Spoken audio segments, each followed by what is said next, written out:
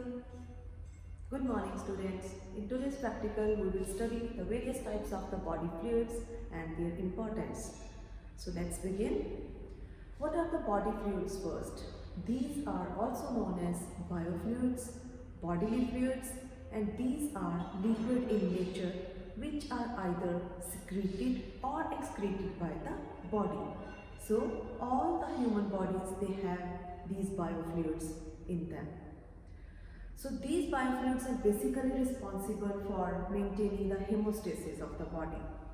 And body fluids which are present in the human body, they include several types like pleural fluids, peritoneal fluids, cerebrospinal fluid, amniotic fluid, synovial fluid, and all these kinds of fluids they are present in the different organs of the body and perform specific functions.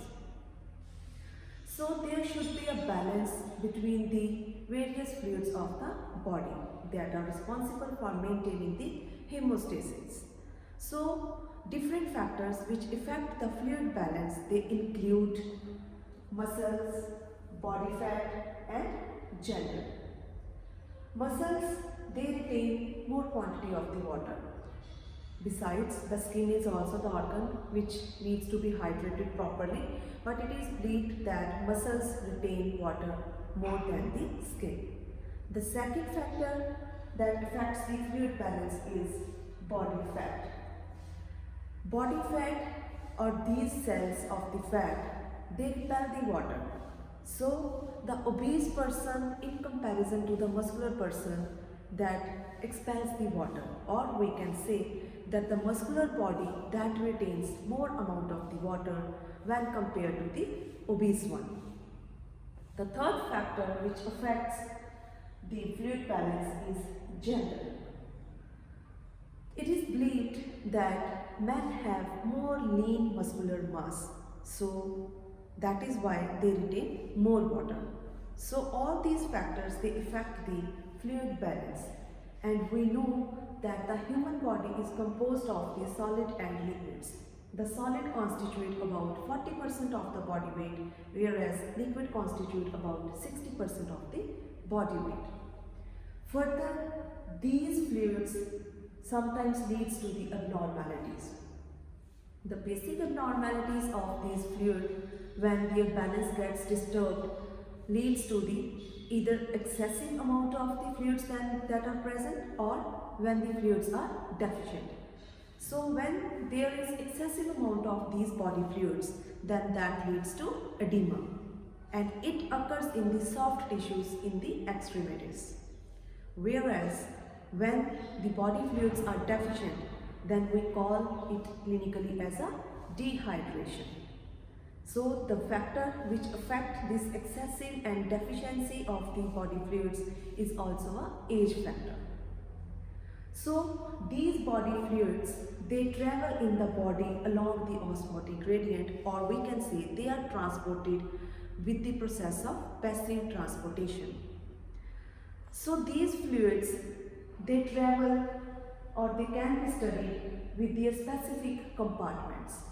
So there are two types of the compartments which are known as fluid compartments, as I have written here that body fluids are having two compartments. One is the ECF, which stands for the extracellular fluid, and second compartment is ICF, which is intracellular fluid. The extracellular fluid is further classified into plasma, interstitial fluid and transcellular.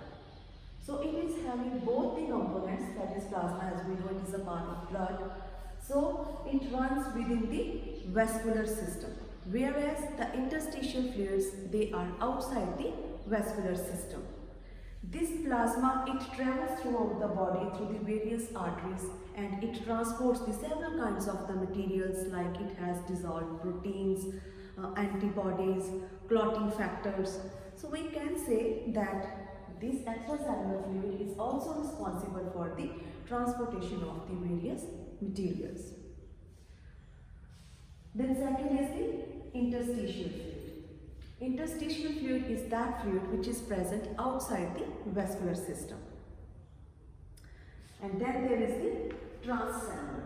It is the fluid which is present in the other parts, like I have written over here. All these constitutes the transcellular fluids. The pleural fluids which is present in the chest, peritoneal fluid that is present in the abdomen region, then pericardial which is in heart, synovial fluid which is present in joints, cerebrospinal fluid commonly known as CSF which is present in brain, and amniotic fluid which is present in uterus. So, these fluids play a very significant role in the human body. So, what is their importance? As their name indicate that extracellular fluids. So, these fluids are present outside the cell. And ICF, that is the intracellular fluid. So that means that is present within the cell. So this is the major difference, that ECF is present outside the cell, whereas ICF is present within the cell. So these extracellular fluids, they help in the movement of the water and electrolyte, and thus they maintain the osmotic balance. Whereas intracellular fluids, they have water inside the cells and it constitutes about 40% of the total body water.